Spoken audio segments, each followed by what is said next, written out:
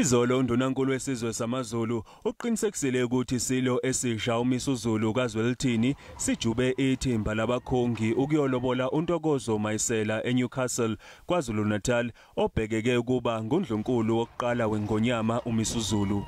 Leli thimba beliholwa iNyosi uBuzetsheni Mdletshe okuyisiko. Kuyisiko ukuthi inkomo ezizoshiwa la ekhaya kubo kwaNdlunkulu noma uNdlovukazi kufanele zibikwe iNyosi. Sizokhumbula ukuthi nangesikhathi kulotsholelwa uNdlunkulu wasenyokeni ukaMamchiza, iNyosi uMdletshe iyona eyibika inkomo ihamba phambili ihola ithimba. Ukhethwe ngoba ewazi amasiko amaZulu, ikakhulukazi uma ngabe kukhulunywa ngendaba zamalobolo, uwazi ukusuka nokuhlala. Bekungelona iphutha ukuthi leli thimba labakhongi lingene liqeda ukusithela ilanga futhi libe liyisibalo esithe xaxa kwesejwayelekile. Uma kuzolotsholela inkosi kuye kube khona ithimba elithe xaxa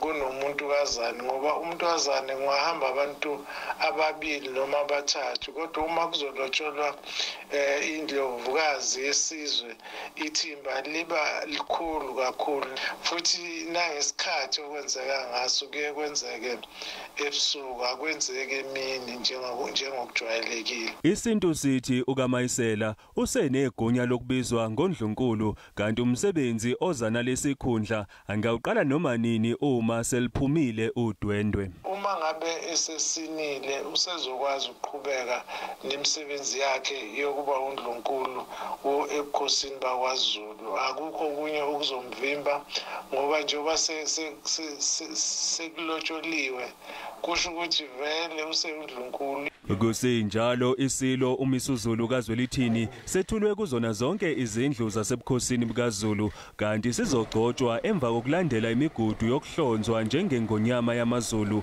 ngokwenqubo kahulumeni.